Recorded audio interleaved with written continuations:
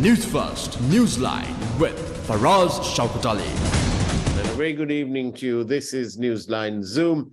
Thank you very much for joining us. Our guest this evening is Dr. Shanuka Senarath, who is not only an attorney at law, but is also senior lecturer at the University of Colombo, which of course is in Sri Lanka.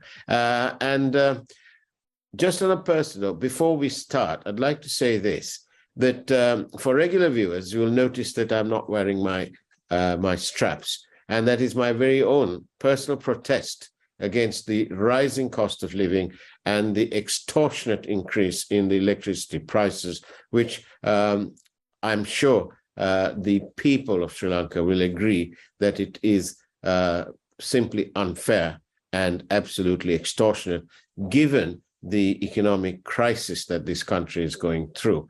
And to satiate the quest for people to hang on to power is a huge price that the public are being asked to pay.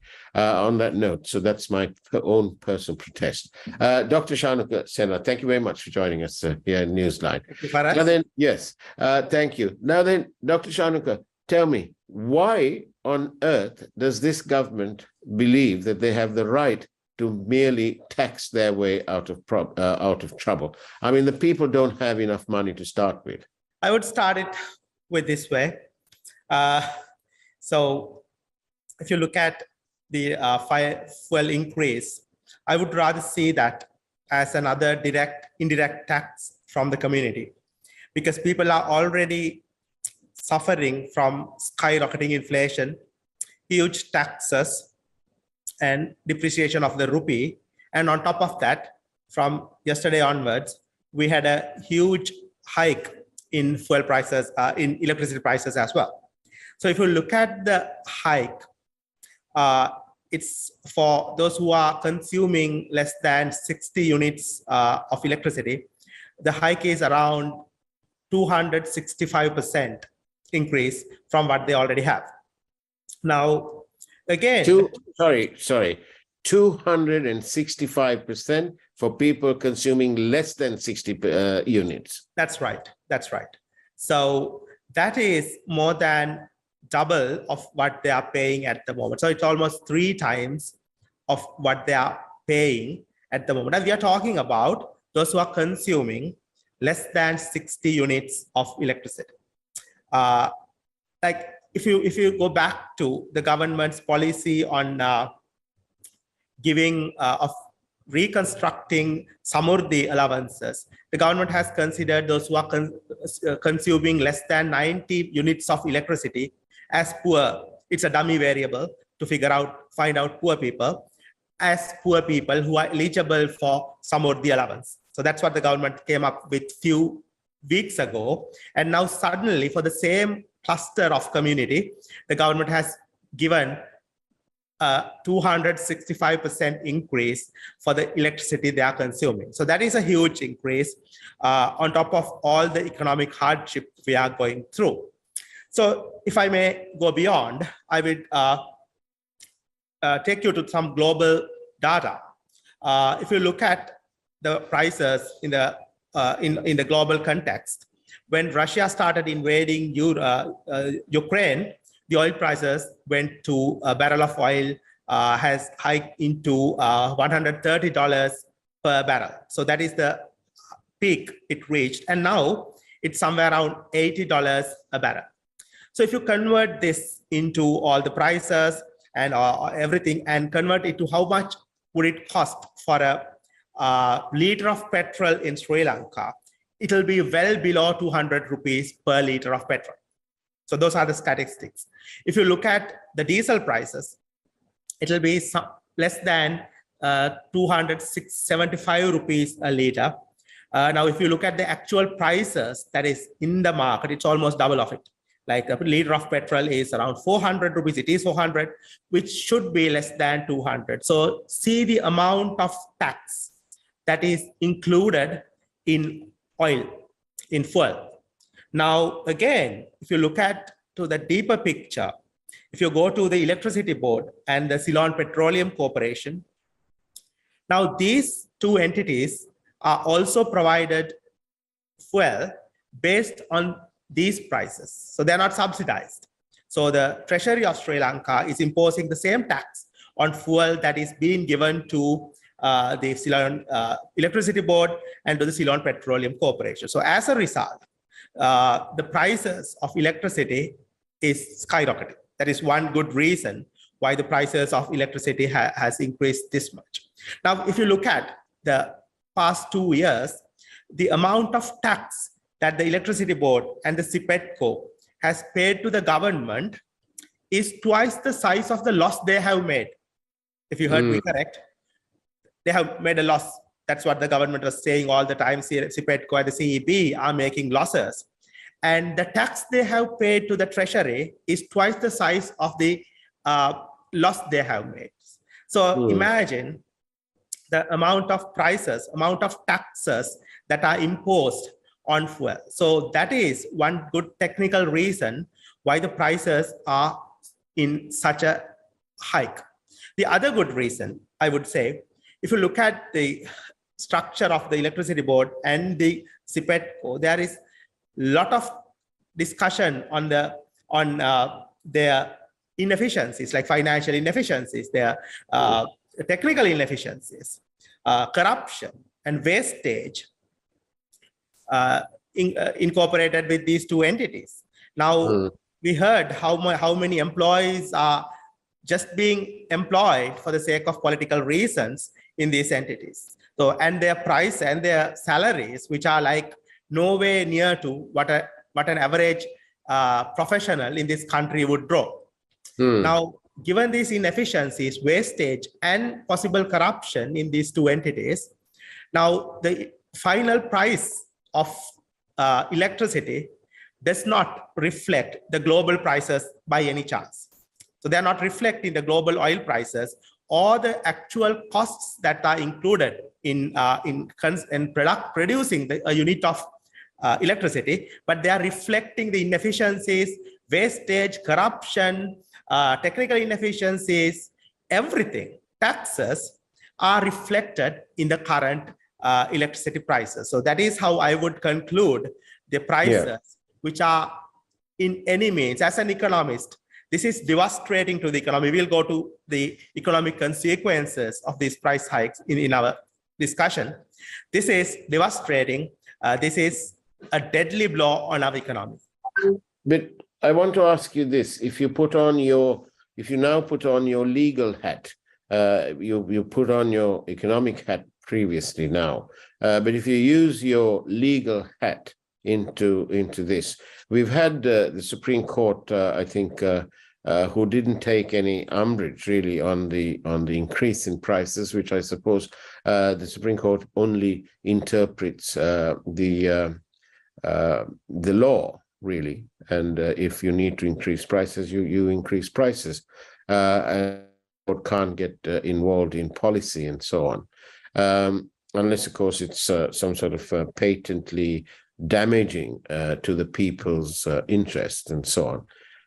But putting on your legal hat, what is there anything that the people can do? Is there any modicum of legal recourse to force the Electricity Board and the CPC to stop making losses, to make their staff more accountable, to be more transparent, or simply transparent in their purchasing? Because corruption at the CEB in this industry, at any rate, has no bounds really, and the people are continuing to suffer. At what point can the law step in and address the people's suffering? That's my question. Well, that for us is a controversial question. So we have no right to question the decisions of the court structure. So we would avoid that. But of course, I would put it this way. Price increases are least challenged in law, because this is a price that is being imposed by an entity for their product. So in economics, if you do not want the product, it's right, you can stop consuming that. So I would put it that way when it comes to the legal terms, but there is a lot behind that. For example, let's say the electricity board did not want to stop their power cut during the advanced level examinations. They said it's a capacity issue. But yesterday, the Honorable Minister has given a statement saying they are no longer going to cut power given the increase in prices. But don't you think, Dr.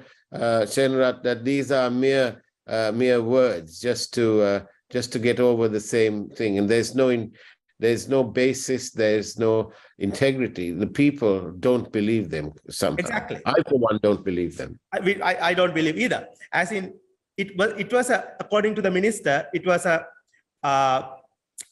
a capacity issue 1 day ago when the prices have gone up. Now it's a possible thing. Now this is a bit controversial. See the way in which they have addressed the people and the manner in which they are talking to people. I agree with you, Faraz, that I do not believe that these promises would kept for so long. So we'll see how long the government is going to keep their promises and to provide electricity in a continuous manner. The issue is, again, the electricity board is earning in rupees, so from which they cannot buy coal or fuel or whatever they want. So they have to use dollars. So the actual issue is in dollars when it comes to providing. But I put it to you as an economist this time round, that when the government engages in these sort of price increases, and if they want to, they can blame the IMF or anybody else under the sun. We don't really care. All we care is that the people simply don't have the money to pay this. So, the people are greatly inconvenienced. But what about the damage it's doing to our leisure industry, to our hotels? If you want dollars, the easiest way for Sri Lanka to obtain dollars right now is to make use of the infrastructure that they already have in place in the tourism industry. There are thousands and thousands of hotel rooms. There are hundreds of millions of dollars invested in these properties. And if Sri Lanka is going to have its electricity prices increased, clearly the hotel rates will go up, and eventually we may be uncompetitive when we are compared to our regional competitors, like in Thailand and in parts of India and so on. And of course, the Maldives is a separate entity altogether because it's a different brand of tourism. It's very high end. So don't you think that by these increases, we are merely looking up and spitting or spiting ourselves, really? Absolutely, Faraz. It's fair enough to say that, because we are already lagging behind in tourism industry, because Maldives, India, Pakistan, all our regional, Thailand, Malaysia, is far ahead when it comes to tourism. In Sri Lanka, to be honest, now what we have are the budget tourists who are arriving our country. The value addition from a tourist arrival is just 20%. So that means if we get $100 from a tourist, we are sending back another $80 for the infrastructure that we need. So that is the nature of current tourism, because we are getting budget tourists.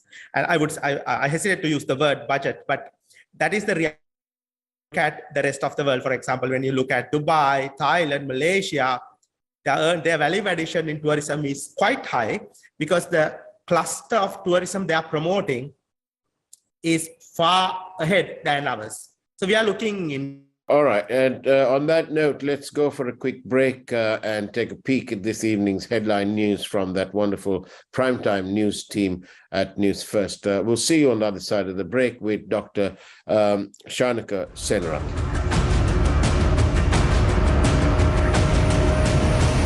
News First, Newsline with Faraz Shaukat. News First headlines. Main sponsor. Durden's Hospital, dedicated to you. Postal voting postponed indefinitely due to the delays in printing ballot papers. Funds and lack of police protection cited as reasons for the delay in printing ballot papers. Local government polls interrupted. Again, a new circular issued by the Minister of Finance. Violating the constitution will lead to legal action. A warning from the opposition. 700 million of taxpayers' money to be lost under the guise of wasted crude oil. President says IMF funds will come in March. Newsfirst headlines. Main sponsor. Durden's Hospital, dedicated to you. Experience the best in healthcare at Durden's Hospital. We continue to evolve into a purpose-built hospital built to deliver world-class care. Trusting us for all your healthcare needs. Durden's Hospital, dedicated to you.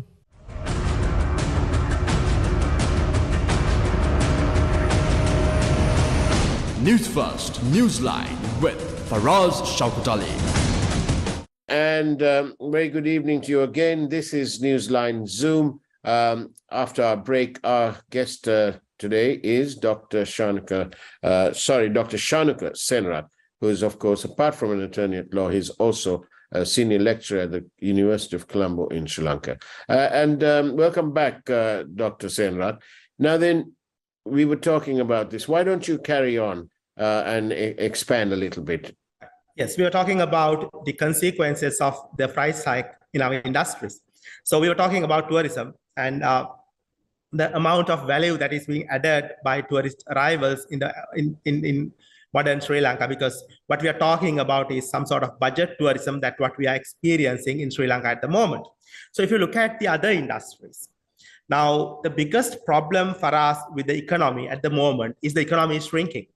The World Bank has estimated that our economy will shrink 4% in this year, but that is the formal economy. A country like us, Sri Lanka, where there is a lot of informal economy is going around, so actual economic shrinking would be around 6 to 7%. That's my estimate. And over the last 2 years, our economy kept on shrinking. As a result, we are already losing our competitiveness in the international market, also our domestic industries. Now, already with the inflation, our industries, our local industries, our small scale, medium scale, and also large scale industries have suffered a lot because of the inflation, the price hike, and the cost increase. They are not in a position to produce at economies of scale. So what we are talking about, unless in economics, unless you produce a proper amount and an optimal amount of production, cost of a unit would be extremely high. Now, what happens with this tax increase, the tax and the electricity bill, people are limiting their demand for the essential musts. Would you say that it is highly dangerous and it's gambling with our future by increasing these prices to such an extent that our leisure industry, our tourism industry may simply not be competitive? Fair enough, because with the price increase, our costs of providing services will definitely go up because we use electricity for everything. And even when it comes to other, other subsidiary services included in tourism, the prices will definitely go up because of the economic crisis. Because as I told you, the economy is shrinking. As a result, some industries are collapsing. So that affects in various ways for tourism industry and other industries in the country which are shrinking. So we are likely to lose our competitiveness in tourism. Also, we are likely to lose most of the local industries because they cannot produce their goods and services given there is less demand from the public. So that's what I said, this is a dead blow on the economy, because the already shrinking economy will shrink further with this increase in electricity prices. And of course, what would your solution be? Because that's very fair to the government. Let's ask the question the other way around. What is the solution? Is the solution to be lean and mean, to make sure that your corruption goes out of the window, and that people, you can't have organizations just stuffed with lackeys because they've worked in your election campaign? And therefore, you must only employ the number of people that you actually need to run the business, not take into account political considerations. Yes, those are long-term solutions for us. So I will come up with one short-term solution that is possible, some technical solution. I think this was implemented, or the government was trying to implement this somewhere around 2012, but it didn't work out due to some political issue. The government can definitely allow importing petrol and diesel fuel for the electricity board and the petroleum corporation at the CIF price. So once you get fuel to the electricity board at the CIF price, the prices will go down by 50%. So also there should be some sort of formula that reflects global fuel prices in the local market, because the government is trying to cover all their corruption, all their inefficiencies, all their income generation through taxation and taxing on fuel. If you get my point. So once you do that, the inflation will keep on skyrocketing. So my simple solution that is very simple: provide fuel to the electricity board at the CIF price, provide fuel to the public at a formula which reflects the global fuel prices, which changes with the global fuel prices, not a 100% tax on fuel. So that will partially solve the problem, at least in the short term. Then we can talk about corruption. We were talking about corruption over the last years, but nothing happens.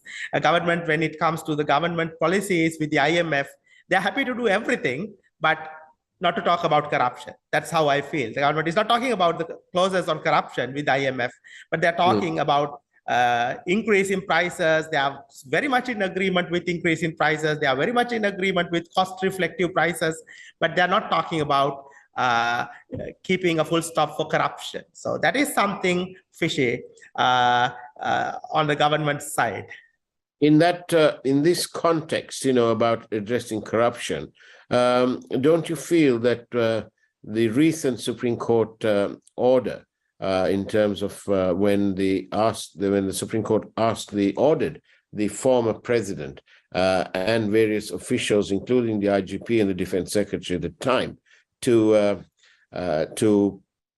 pay compensation to the victims of the Easter tragedy, don't you think that the longer picture here is that the Supreme Court, who are, of course, taking care of the people and the people's interests, that the Supreme Court order is actually the only way left for the people of Sri Lanka to ensure that they get proper delivery without wastage? Because if these officials are going to be cheating, because that's, for another word, that's what it is, they're cheating. And if they continue cheating, that the Supreme Court will be the final arbiter, and that they may have to step in at some point if they are petitioned by someone. Yes. Very, very progressive judgment and decision, which we respect. We have no right to comment on such, but as a lawyer, now this is a given court decisions already in legal books, and very progressive movement. What we can also think about, being a government servant, I would also say, when the government officials are misusing their powers or not using their powers, now we have a benchmark decision under which we can go to seek the justice of law based on these progressive decisions. Definitely, this is going to be a milestone in Sri Lankan history, because for the first time, high officials being sort of judged.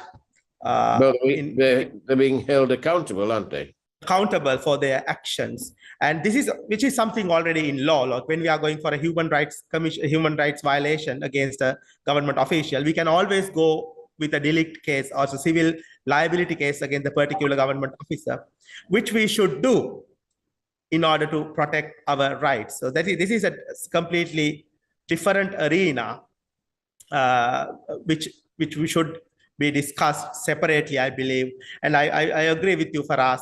It's a milestone in our way forward. Well, Dr. Shanuka Senarath, thank you very much for being on Newsline Zoom. We've much appreciated your candid commentary. And we hope that the people of Sri Lanka will realize that when elections come, they mustn't be swayed by the bath packet and the quarter bottle of alcohol and the inevitable T-shirt and nowadays the hat too. Because at the end of the day, you're paying much more than all of that when you get poor delivery. And we all hope, the people, from judging from the comments that I'm getting on my on our number here, 0772 300 305, that the people are not amused. They are certainly not amused at the rising cost of living. And sadly, nothing done by the politicians to show that they're taking concrete steps to cut down on their expenditure and to join the rest of the people in our battle to overcome this crisis. Dr. Senarath, thank you very much for being on Newsline. Thank you, Zoom. Faraz. And that's the way it was this evening. Take care and try to have a good weekend. You can focus on how you can save your electricity costs and so on. And we'll be back on Monday evening. Take care and God bless you.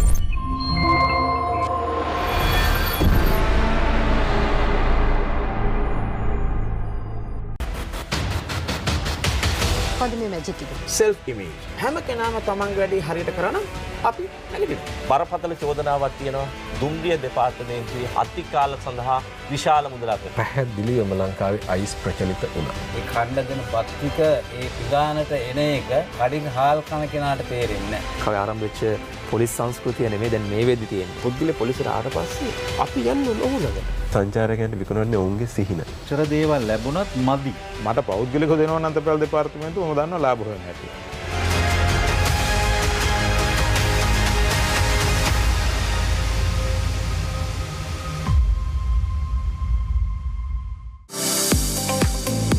ව්‍යාපාරික ලොව නව ප්‍රවණතා, නව නිෂ්පාදන, නව දැනුම, නව අවස්ථා ඔබට ගෙනෙන ව්‍යාපාරික තොරතුරු අවකාශය. කෝපරේට් බ්‍රීෆ් බ්‍රහස්පතින්දා රාත්‍රී 7:30ට.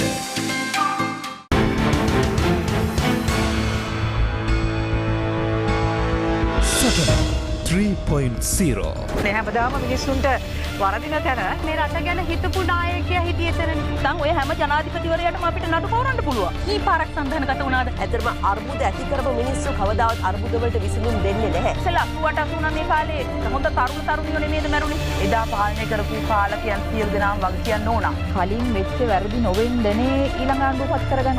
වංචාව දූෂණය රජ වෙන්නේ මේ ගමේ ආණ්ඩුවේ. මොකද අරගලයට උනේ? අරගලේ අවසන් නැහැ. වර්තමාන දේශපාලනයේ ජනතා ශේෂපත්‍රය සටන සඳුදා රාත්‍රී 9:30ට